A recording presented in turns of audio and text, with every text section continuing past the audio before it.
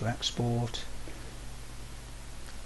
What's the conclusion? Well, ignore me, switch me off and go and listen to Mervyn King talking. He talked about the European economy being unsustainable. He said it must break up. It'll either be broken up in an organised way or it'll come apart by itself.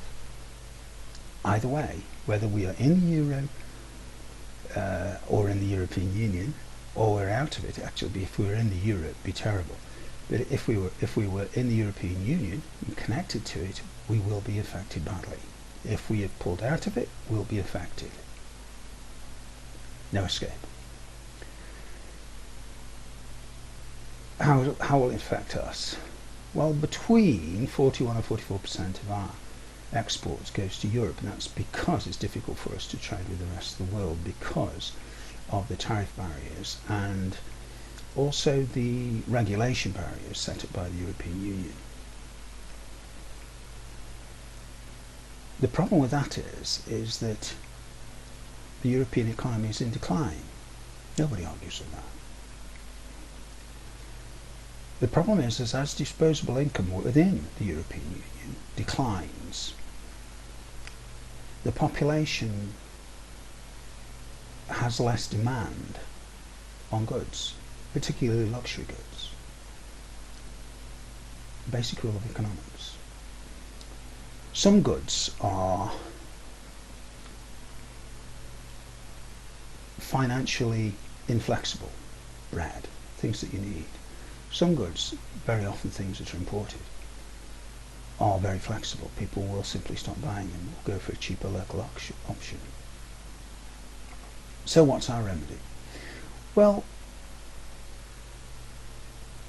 as the economy in Europe declines and our sales to the European Union decline, hypothetically, crystal ball gazing is not a great idea. But nonetheless, as a general rule within economics, if a particular area of the world economy is in decline, you go elsewhere. You innovate by innovating through marketing. You market elsewhere. We could, for example, go to China. It's still growing. I don't believe they're 6.5% growth over the last year. I saw an item on the TV where they'd shut down a complete port because there was no work. You're not doing that if you gross domestic products as large as China is, and it's increased by 6.5%. Our government would be overjoyed to see 6.5% growth. They'd be jumping up and down and telling us how fantastically we were doing. No, I don't think that's really true. Nevertheless, in China, UK products are a definite niche market. So we could do a trade deal and we can increase exports and solve the problem of the decline in the sales to the European Union until they can fix themselves or break up and fix themselves. We could do that with America, given that there isn't a queue to be the back of, by the way, because there isn't. We could do it with Australia, India, Commonwealth countries, the rest of the world. So, is the European Union something that is fiscally worth us being connected to? Well, we're not. Not directly. We are only indirectly connected fiscally to the European Union. We're connected through the fact that we have treaty